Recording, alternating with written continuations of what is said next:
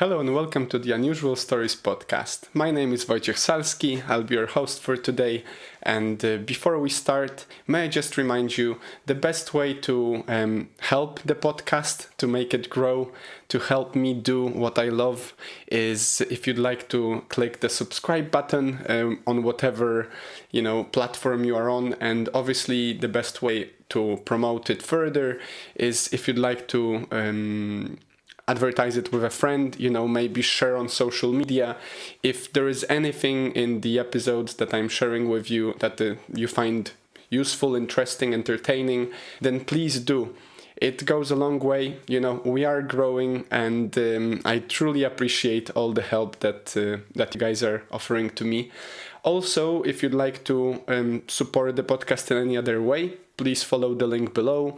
You can support the podcast by donating or just click in the subscribe button there as well. And if you'd like to just simply send me a nice message or an email or a suggestion for a book that I should be reviewing next or a topic that I should approach this coming year, this new year, then please do.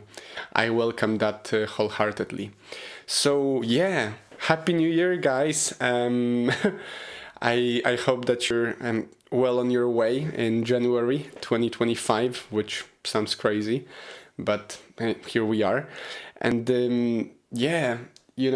new season, new episode, and new ideas. I've already started collating a list of books that I'd like to share with you this season. And obviously, as you might remember, there are some exciting new things that are happening for the podcast in the coming months. So I'll keep you updated on that front. And I'm quite happy to be back, quite excited really. Please forgive me for my rustiness today, especially with English language and in general with maybe the energy. I feel like, coming back after the New Year's, after 3 weeks basically of just holidays with family and friends and my girlfriend, I feel like it seems to me that the New Year's is like starting up a car after a long winter. So maybe you need to scrape off the ice, maybe you need to warm up the car a little bit before you get in, and then slowly you start going up the road. And that's how I feel about January. On one hand, I have all the potential and ideas and energy and plans for the year, and at the same time I'm still feeling a little sluggish after holidays and a little rusty with maybe my skills, and just in general feeling like it was such a quick dream that was a wonderful one, but certainly a short one, and now back to it. So here we are, working again, worked today, gonna work next week again, and plenty of studying as well. But enough of that, I guess. One interesting thing that I wanted to point out in terms of the book that I will review today, which is a very different book than anything I've done before, is I've had a discussion with my girlfriend yesterday because I think, made my girlfriend buy the book for her mom, or bought the book for her mom, actually myself, because her mom smokes like crazy a while back, because this is the same book that helped me quit smoking, and this is the same book that helped my friend Anthony quit smoking.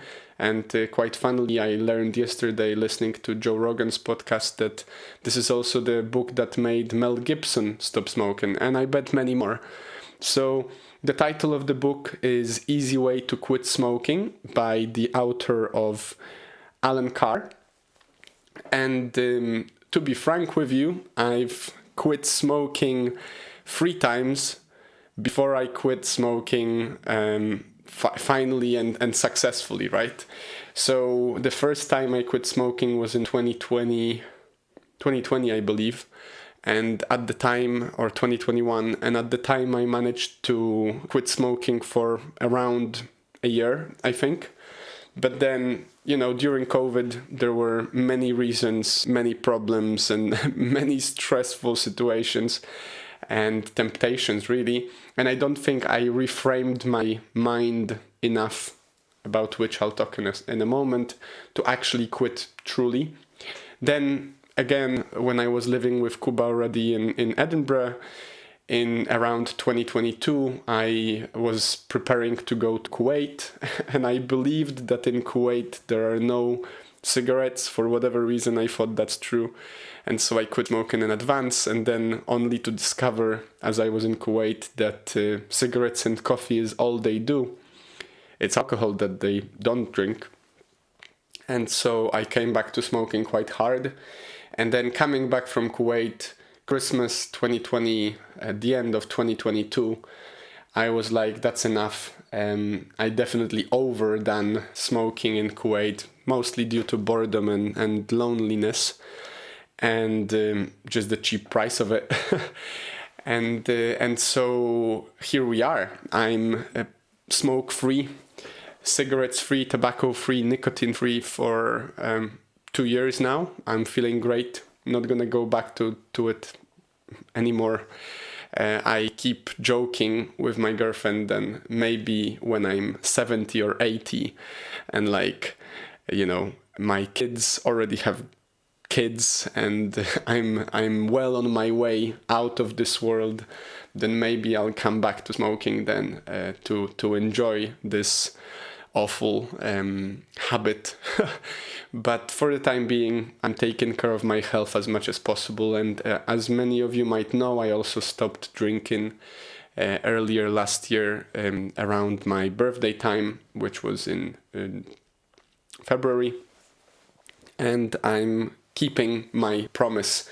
I've drank a few times, mulled wine with my father, 2 cups actually, for Christmas markets, and I also drank two cups of wine with my girlfriend for our anniversary last year. So I'm keeping, alcohol maybe for those special occasions, very, very rarely.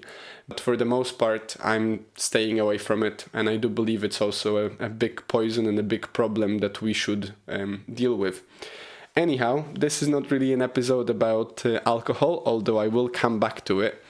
For the time being, I just wanted to give you some context why I've decided to share with you this book, which is it's actually quite a brief book. It's written in a way that is very simple to understand.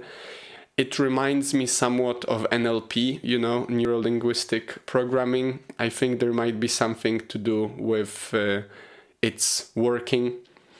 Basically, what Allen Carr does throughout the book is, while keeping you engaged with smoking, because the disclaimer at the very beginning of the book states that you should not quit smoking before you read the book, you're actually invited to do some activities throughout the book itself, which include, you smoking as you read, and so you become more aware of the sensations, what you're doing, and stuff like that.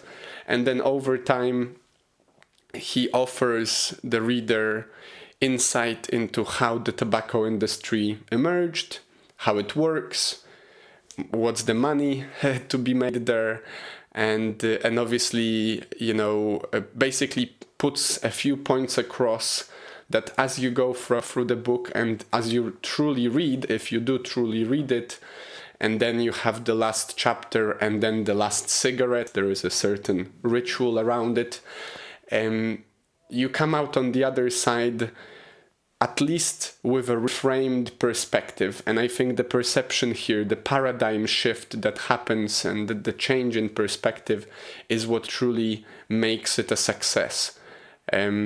I've had many other friends that tried the book and succeeded. I don't want to mention some of them because I know that since then, after a few years, they fell back into this awful habit. But, it's worth a shot by far, by miles. And I thought this might be a bet. Sorry for the sound. I think someone's testing their alarm next door. Well, it happens. So I'm pretty sure it's a matter of this time of the year when you, maybe, my dear listener, might want to kick one of your bad habits. And especially if you're a smoker. And I have one friend who I wanted to extend my, congratulations or maybe encouragement to, Charlie from work, who's right now trying to kick the habit of smoking. He decided on New Year's Eve that he's finished with it. I hope that he stays like that, and I truly, encourage any of you as well to do so. And so I've decided this might be the best way to start the New Year's. And throughout the episode, as I've been already waffling for 10 minutes, I will waffle some more about, in general, New Year's resolutions, habits, and, approaches you might take to succeed. And I'll point out 3 major points, maybe things that stuck with me still to this day, and I've prepared some quotes for you from the book to back them up about the book itself. So I hope that the outcome of this episode will be, if you are a smoker, that you will get yourself this book, or maybe start quitting smoking with a podcast that I will also suggest. And if you're not a smoker, but you have some other, habits that you'd like to take away from your day, or maybe change into a better one, that you will have some toolkit and inspiration to do so. And so in the same way that I am fighting this year actually with a habit of eating sweets, and this is not like I eat sweets every day, but I've noticed that when there are sweets offered to me, I struggle to say no. And for example, yesterday I was on conference that offered sweets, and purposefully I didn't stick to my fasting routine and did eat some, and later on thought, well, it's not really me who decided to eat some. It was these, little voices inside me craving sugar, basically, that did so. This is the habit that I want to kick this year. I want to be free from sugar, or at least be free from processed sugar in general. So yeah, I guess let's kick it off. And once again, Happy New Year. I hope you enjoy the start of yours. So my first point that Allen Carr really kept me engaged with is the idea of understanding that there is an illusion of enjoyment rather than the enjoyment itself in the act of smoking. So the quote that I've prepared for you here is that the main reason that smokers find it difficult to quit is that they believe that they are giving up a genuine pleasure or crutch. Now, I'll be talking from my experience. I bet it's different for everyone, but the first and foremost, an interesting visualization that Allen Carr offers in his book in terms of the pleasure of smoking is he compares the nicotine addiction to a person hitting their head on a wall, smashing their head into a wall. So imagine that whenever you are not actively smoking, whenever you are not actually giving your body the nicotine it craves, you're hitting your head against the wall.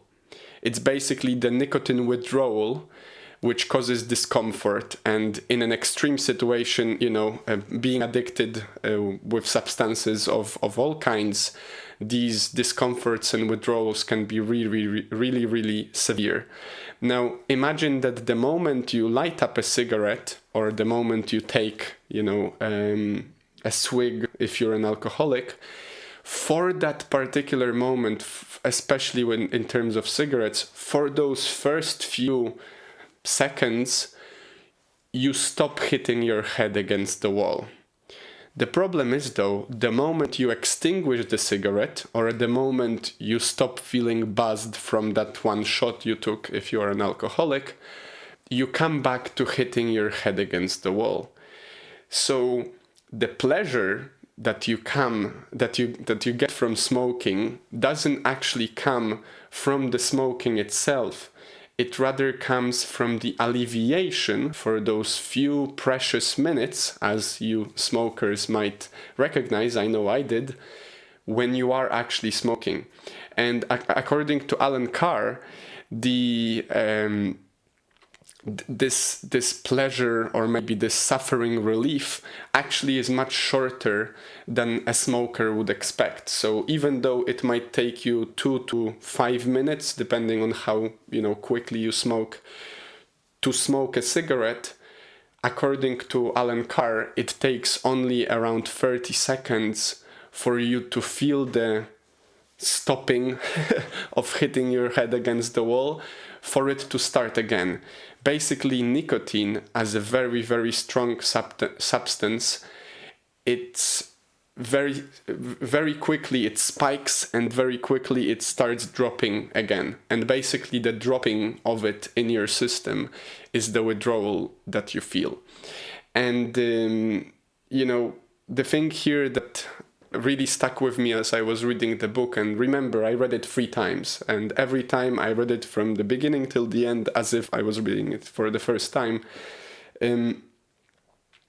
I remember the vivid descriptions that the author offers as you have this activity of smoking and reading how it is to smoke, and the sensations you're supposed to feel and recognize.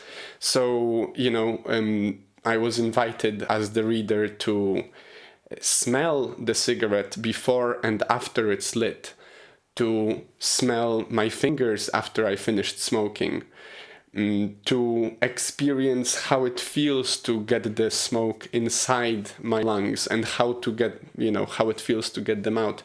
All of these simple acts that you do on the daily basis if you're a smoker, but greatly enhanced by you actually being present in the moment. And being present with anything you do in life helps you recognize how it actually feels, right? If you're not really aware of your habits, or if you're not really aware in the moment when something happens, if it's something pleasant, you don't get as much pleasure as you could.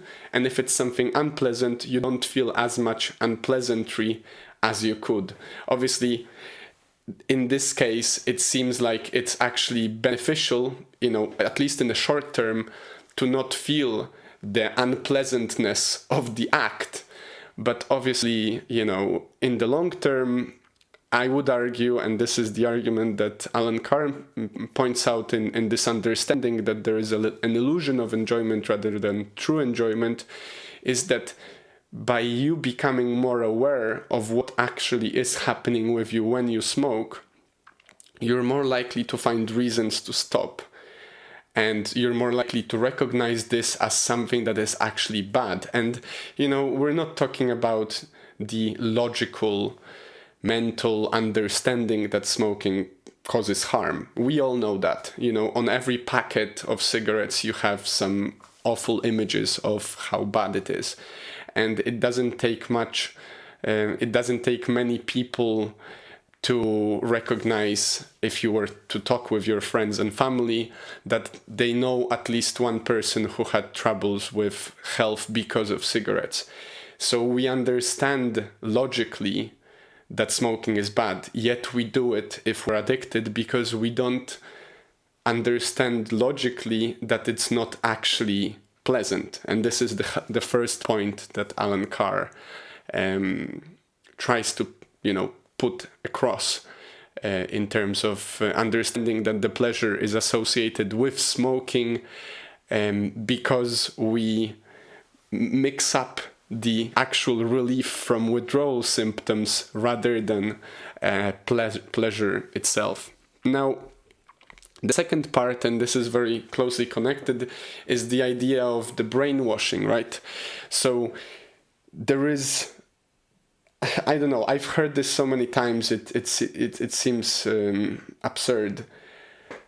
I bet that if you've ever talked with someone about quitting smoking, or if you've ever talked about quitting any sort of addiction, that is a strong addiction with anyone, people will tell you, oh, it's so hard. Oh, you must be suffering so much. Oh my God, like this is a great challenge. Good on you. Well, Allen Carr points out in his book that actually the real obstacle to overcoming smoking addiction is the brainwashing itself. So because we are constantly enforced in this idea that it's so difficult to quit smoking, and because we are brainwashed to believe there are so many benefits of smoking, we actually make quitting impossible for ourselves. So the conditioning here is crucial for successful quitting or unsuccessful, staying with the habit. And maybe the best way to approach this part is to recognize that for many years, and obviously, me being quite a young person, I've not experienced it as much as my parents, but still, even myself as a younger man, I perceived smoking to be a manly act, right? So there is a whole sort of Hollywood, maybe not so much anymore, although I still see quite a few cigarettes and alcohol bottles in any average movie. There was this sort of hero-connected smoking culture, right? There was the cowboys with all their, rugged looks and manly acts, and cigarettes constantly hanging from the side of their mouths. And this is just one of many levels of how we romanticize and promote smoking as something that is an act that everyone, similarly to alcohol, I see no difference really between the two, romanticizing of it. And it is for a reason, as Allen Carr points out in the book, and as you can research if you want to, tobacco companies and alcohol companies are huge companies, and they benefit greatly from you being hooked on their device. And so why wouldn't they lobby and promote and pay for advertising in a form of, maybe some very handsome looking man and a beautiful woman walking together towards sunshine, smoking a certain pack of cigarettes in a movie that you so much love? It's only one of those things. Obviously, smoking has the benefit of being a social activity, and so we trick ourselves to think that because, similarly to alcohol, because we smoke together in a group, we're somewhat more connected than those who don't. Although if you've ever actually quit drinking or smoking, you'll realize very quickly that you can still enjoy the conversation and time spent with those same people, outside or inside, talking. The only difference is you're no longer poisoning yourself with this, whatever bunch of chemicals that you're inhaling, or, alcohol you're drinking. So the point that Allen Carr is making in this part of the book, and maybe this, which stayed with me for very long still to this day, is that by addressing the psychological conditioning that glamorizes, smoking and individual acts of smoking, the ritual of it, we can break free from mental barriers that are hinders to our quitting. And so, in a way, because we first understand that it is actually an illusion that is so difficult, it's much easier to let it go. The actual physical sensation of quitting smoking and the withdrawal pangs are much weaker than the psychological and, these brainwashing illusions that we deal with. I remember the first time I've quit smoking, I was telling myself that this is for my benefit, this is for my health, I know I want to do it, but I still had this sort of glamour idea that as a manly and cool guy, smoking is something that cool guys do at a party. I remember multiple occasions when it was on a cigarette break from work or on a cigarette break from dancing that I would meet, a nice girl, or I would have a chance to have a really cool conversation with someone really cool. So I failed the first time round, and I think truly I was just not fully out of that brainwashing dilemma. Now, in terms of your situation, I don't know, everyone's having a different experience. You might be working in a group that all smokes, or you might be friends with a group of people that all drinks or smokes every day. It's obviously going to be slightly harder for you than for someone who is either around people that don't smoke or is a loner, because it is, at the end of the day, one of those things that people are sort of tempting you to go back to, because in a way you're putting a mirror up to them. If they are, whether they are not weak.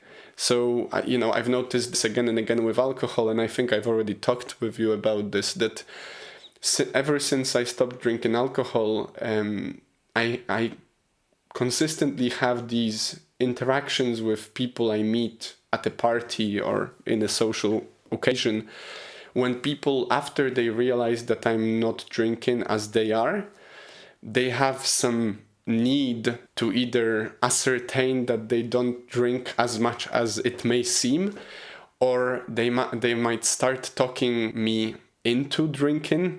I actually got hit by a friend of mine recently. He was under influence, and fair play, it was just 2 slaps. I don't mind. I appreciate the guy nonetheless, but it was just a reaction he had when he realized that I'm not drinking, and for whatever reason, for him it seemed like a appropriate reaction, as if to teach me better. And similarly, people often tell me how they want to stop drinking, smoking, whatever,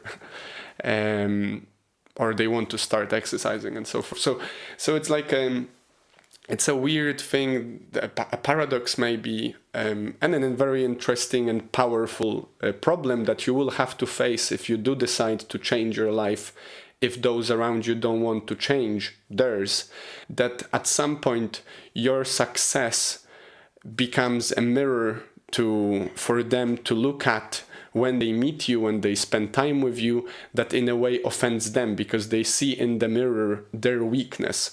So I believe, for example, that someone, one of my friends, acting out as if he's angry at me for stopping drinking, actually is an expression of his own need to stop drinking, and the sensation of discomfort that comes with realizing that he cannot, and maybe wishing for it to be different.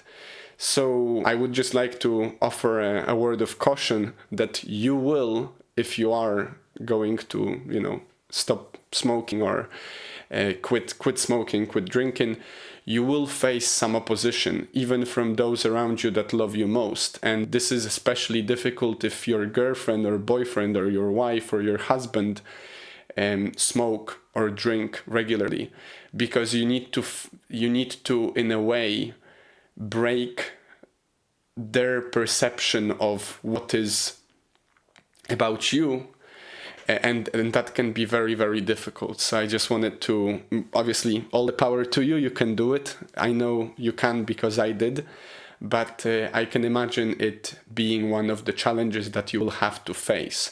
And so it's very important that you expect it and prepare yourself for it. And when those situations occur, when someone is offering you a cigarette or when you decide to go on a crazy adventure with people around you that do smoke or do drink, that you keep yourself safe from these temptations.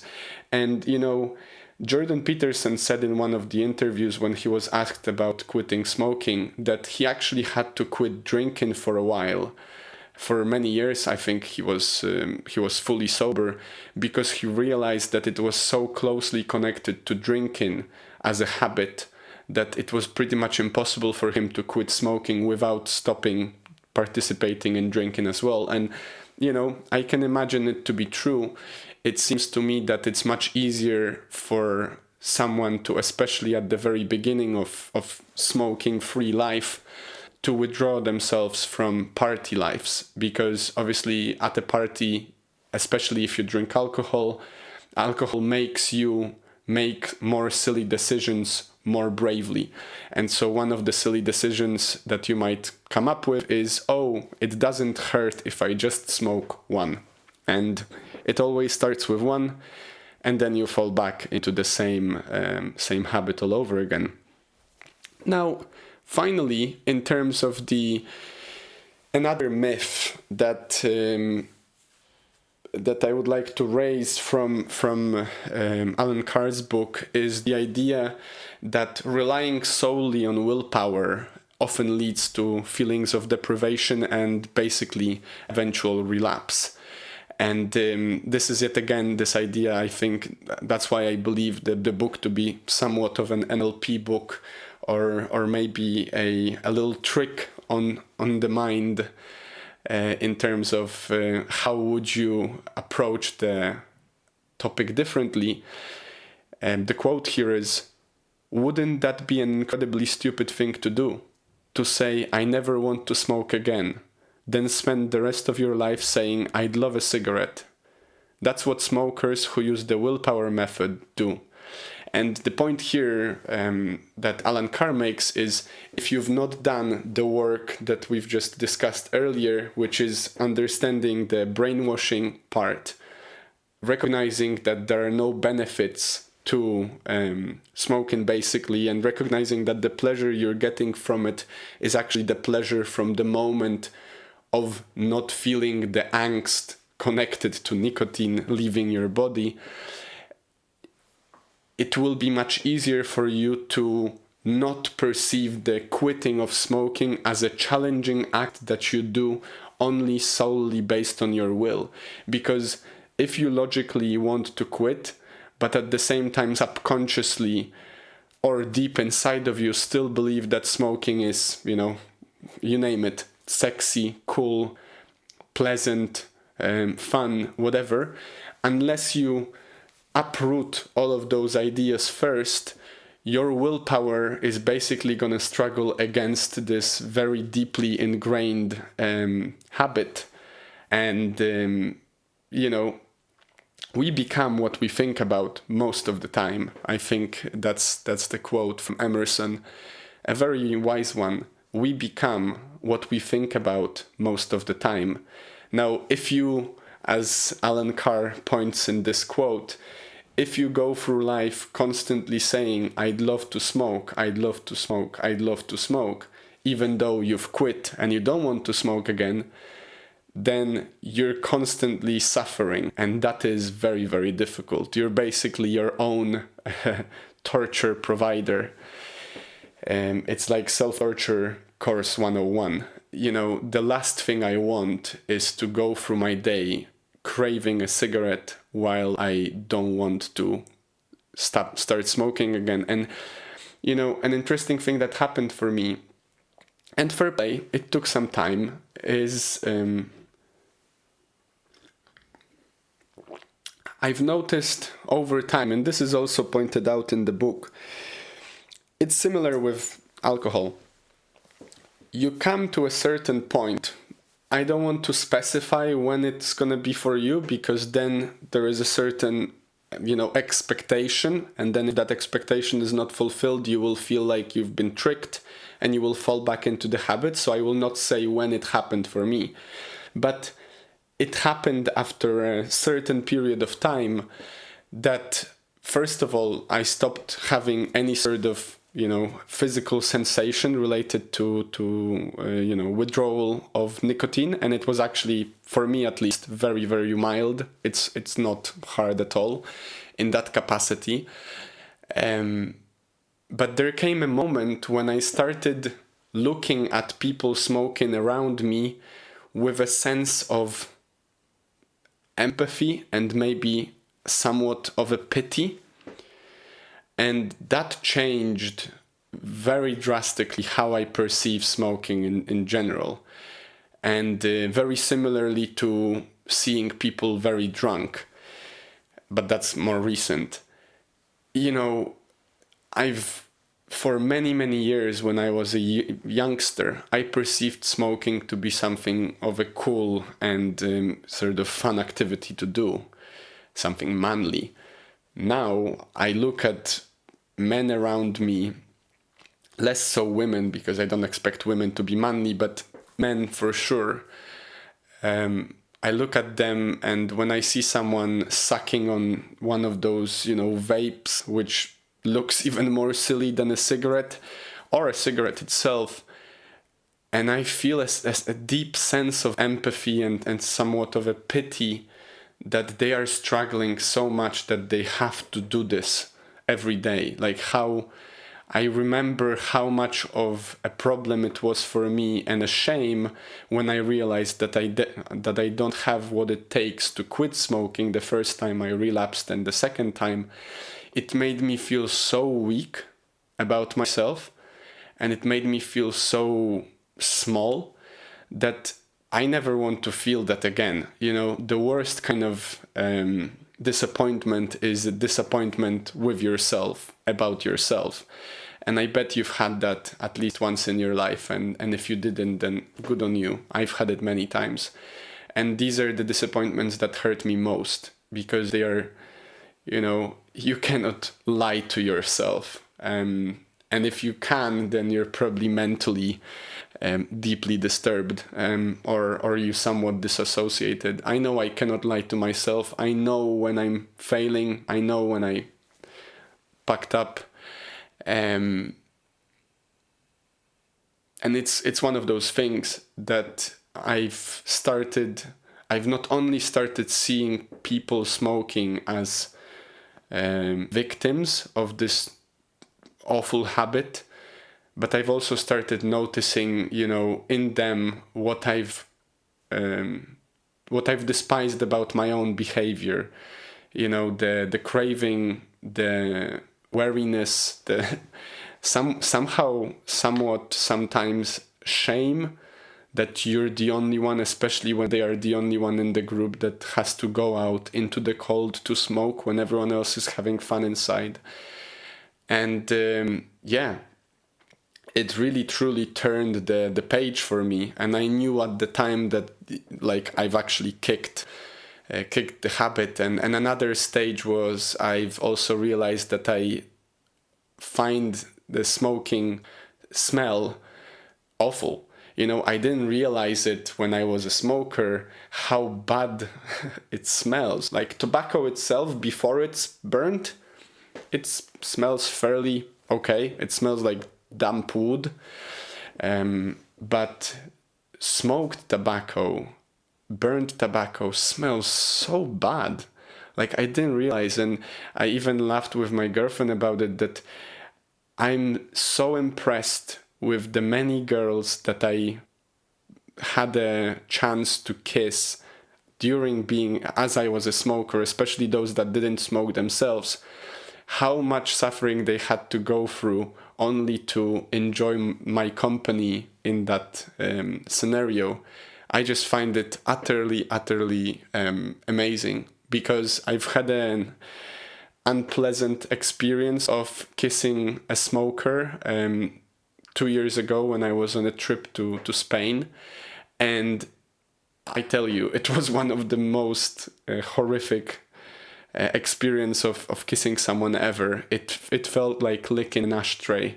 And I know you've not tried, and I don't encourage you to try, but if you're wondering, if your curiosity is so strong, then please do lick an ashtray, used one obviously, and see what happens. It's disgusting. So yeah, it's coming back to the point about willpower. I don't think I would have managed to truly quit smoking for forever, basically, if it wasn't for the fact that I slowly but surely, over time, reading this book again and again and not giving up, reframed the way I see this. And the point here underscores the significance of altering our perception about smoking. If we eliminate the ideas that smoking is somewhat beneficial, fun, cool, sexy, whatever you want to call it, we can quit without feeling deprived, and we basically minimize our likelihood of relapsing, of falling back into it. Now, that was a lot, and I appreciate that it's probably not the easiest of topics, and especially if you are a smoker and then if you're struggling, please forgive me if anything I said made you feel uncomfortable. I hope maybe in a way this activity of recording this episode will inspire you to make that change, and I will pray for you and keep my fingers crossed. I truly, I was there. I smoked more or less for 10 years. I quit it. I'm pretty sure you can too. I'm not pretty sure. I'm certain that you can too. And similarly with other, vices, whether it's drugs, weed, alcohol, sugar, coffee, gluttony, eating too much, Quite frankly, Allen Carr has a few different books, and I'll put the link below to both this book and the book about alcohol, but I'm pretty sure there are others. I've not tried them. I've stopped drinking alcohol on my own accord without any external support. I simply listened to an interview with a neurologist from Poland who explained how alcohol works, and it scared me so much that I decided I'll leave it be. But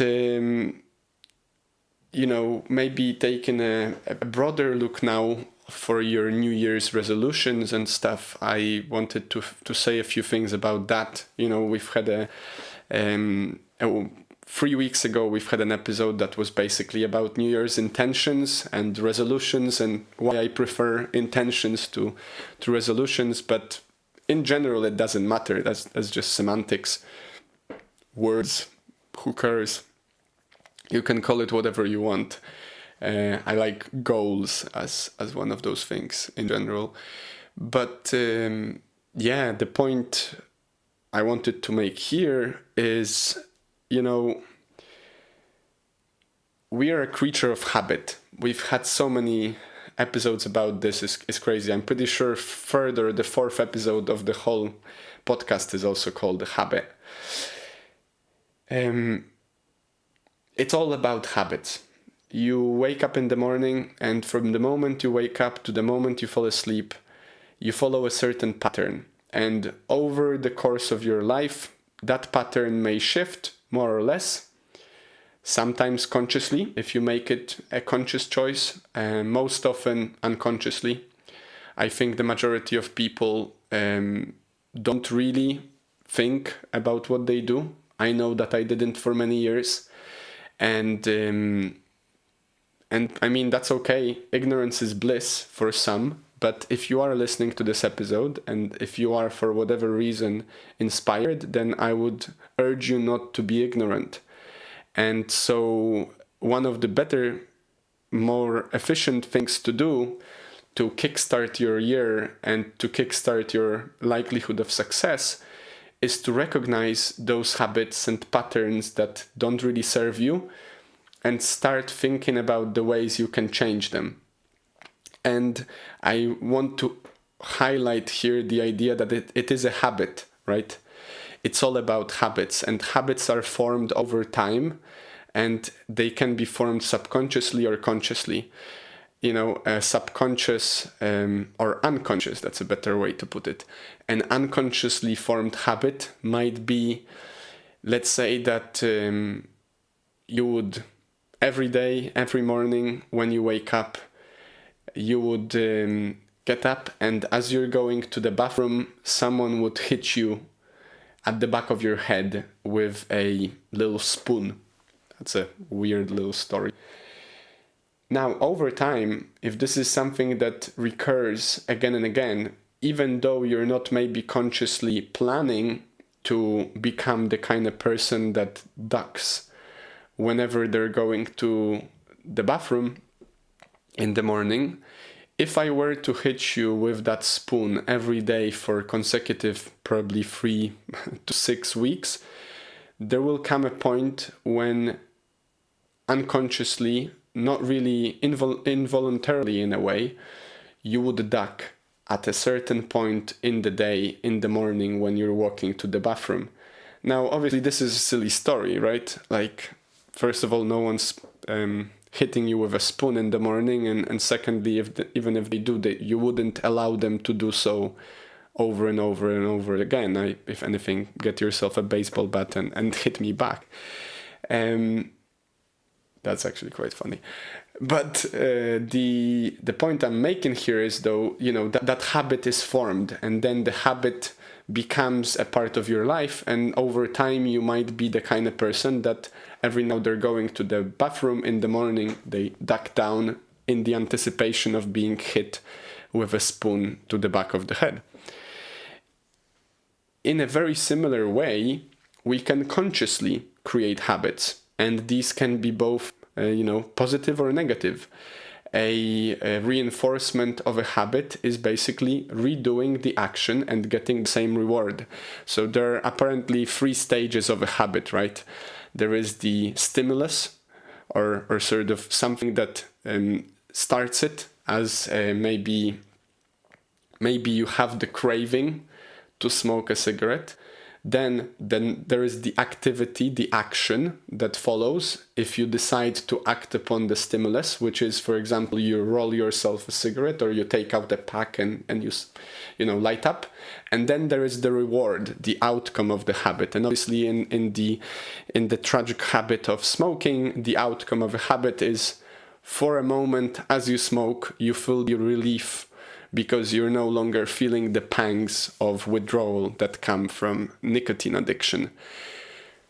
In the same way, you can form habits throughout your day that will be beneficial, even though their benefit might not be directly straight away felt. So, for example, a good example of that habit is you wake up in the morning, and I'm pretty sure that if you're like the majority of people, you at some point in the morning brush your teeth. And you brush them in a very similar, if not same manner every day. If you want to challenge me on that, then please track the way you brush your teeth for the next few days, and you will realize that you're much more habitual about your teeth brushing than you may think so.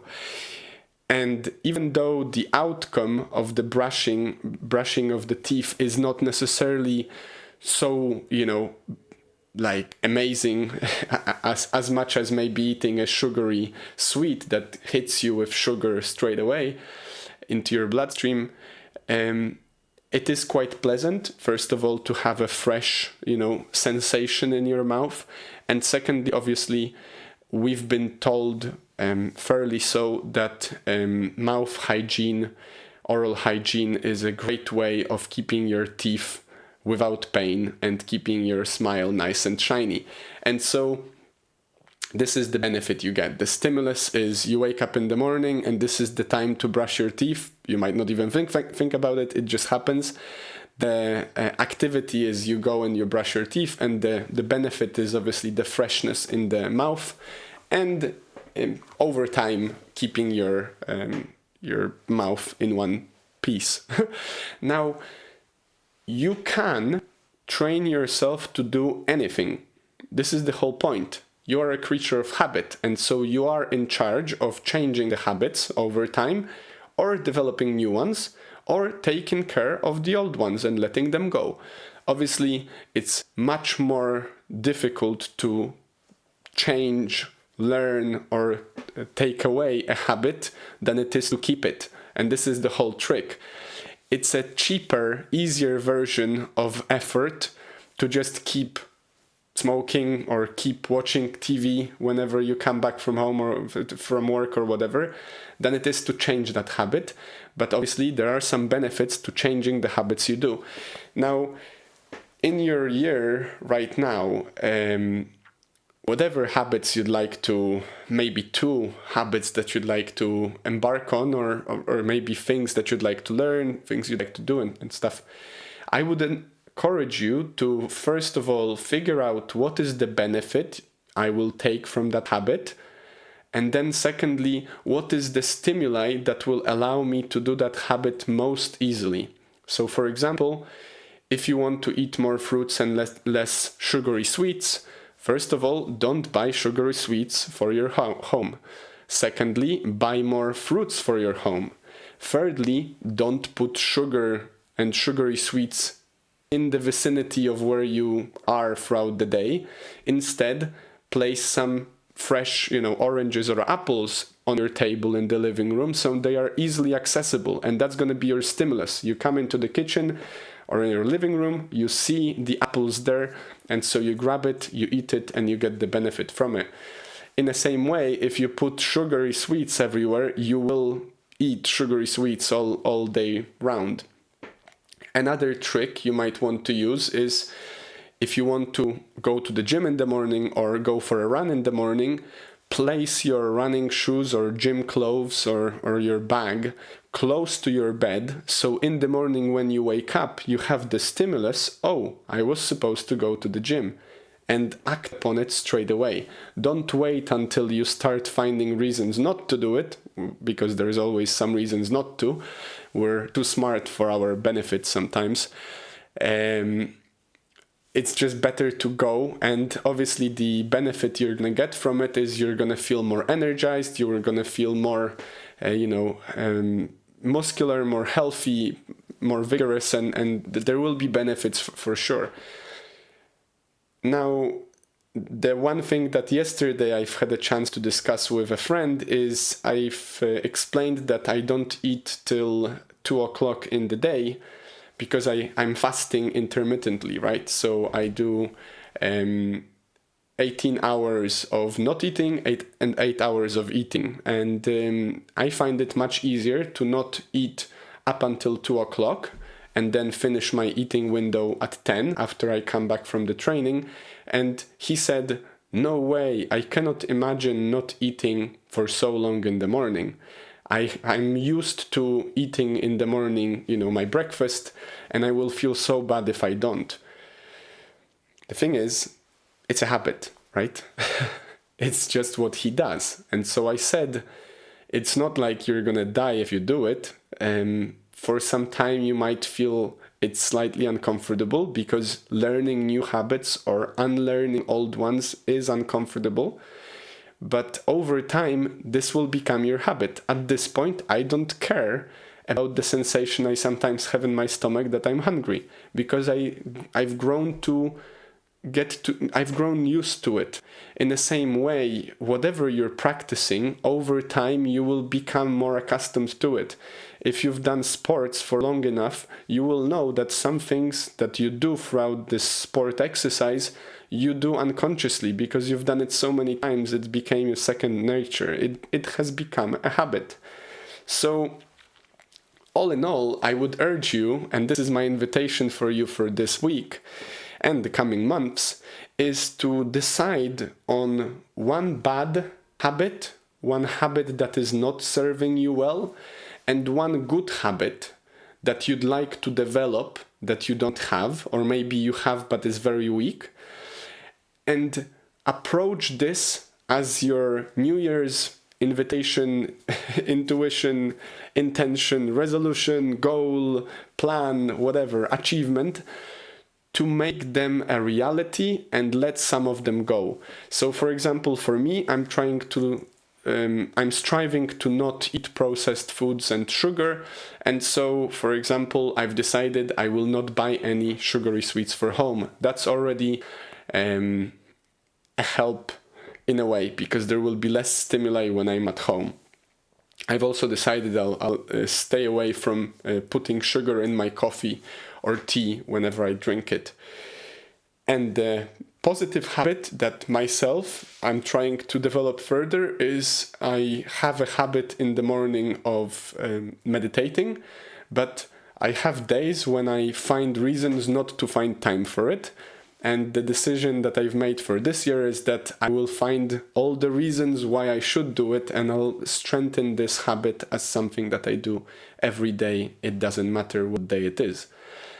So yeah, it's as easy and as difficult as it seems, truly.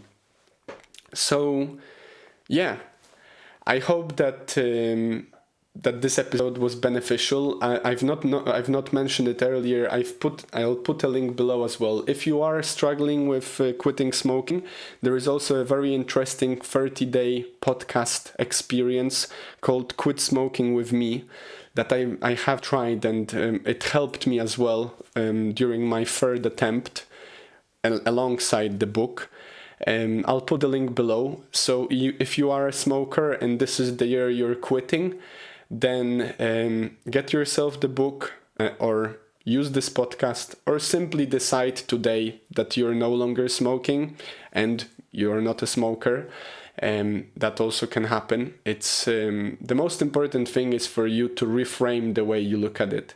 If you see any of your habits that are bad as something intrinsically good, for example, if you see your eating after hours and watching TV as something so pleasant and great that even though you are dieting, you crave all those sweets still, and you believe you would be much happier if you did eat them all the time, then I'm afraid you will relapse and you will have the yo-yo effect people talk about. So you need to become the kind of person and do the kind of things that person does to change. You know, you need to reframe the way you think about these things. And don't forget the quote, we become what we think about most of the time. So if you think about quitting smoking most of the time, I have no doubt you will quit smoking.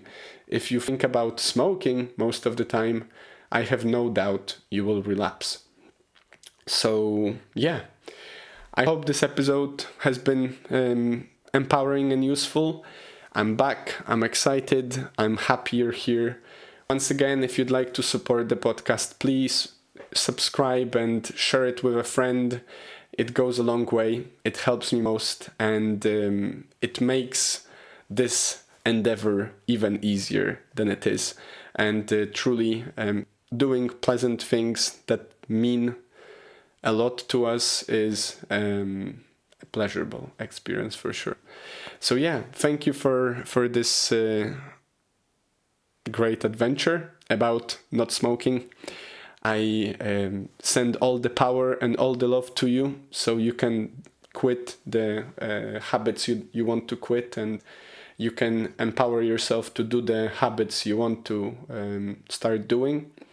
Have a wonderful, wonderful week. Stay happy, stay healthy, and I'll see you next time.